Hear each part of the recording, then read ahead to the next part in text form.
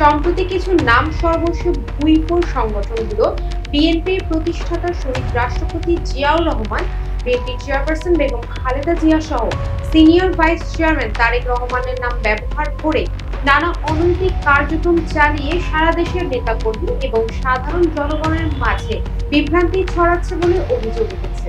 এছাড়া এই সংগঠনগুলো দলীয় পদ পদবি ব্যবহার করে শৃঙ্খলা ভঙ্গ এবং দলের ভাবমূর্তি ক্ষুণ্ণ করা সহ বহু অভিযোগ বিএনপির দৃষ্টিগোচর হয়েছে। বিএনপির সিনিয়র যুগ্ম মহাসচিব রুহুল কবির রিজভী স্বাক্ষরিত এক সতর্কীকরণ নোটিশে বলা হয়, বিএনপি ও এর অনুমোদনপ্রাপ্ত 11টি অঙ্গ ও সহযোগী সংগঠন ছাড়া অন্য কোনো সংগঠনকে অনুমোদন দেওয়া হয়নি। এ বিষয়ে সবাইকে সতর্ক থাকতে হবে।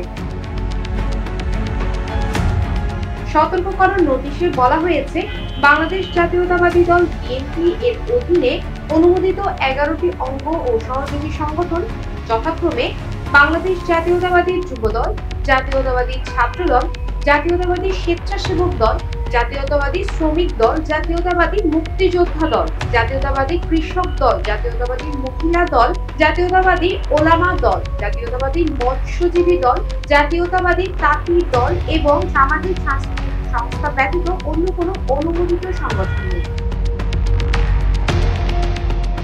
সতর্কীকরণ নোটিশে আরো বলা হয়েছে, নাম সর্বস্ব ভুইফোর সংগঠনগুলো সম্পূর্ণ অঅনুমোদিত এবং অবৈধ। এই সকল কর্মকাণ্ডের ব্যাপারে সকলকে সতর্ক থাকার জন্য অনুরোধ জানাচ্ছি। এই সকল সংগঠনের কোনো দায়ভার বিএনপি ও এর অঙ্গ সংগঠন গ্রহণ করবে না। এ ধরনের যে কোনো অনিয়মতান্ত্রিক কর্মকাণ্ড দৃষ্টিগোচর হলে জেলা বিএনপিকে অবরুদ্ধ করার জন্য আহ্বান জানানো হয়েছে। Desk report, global voice 24।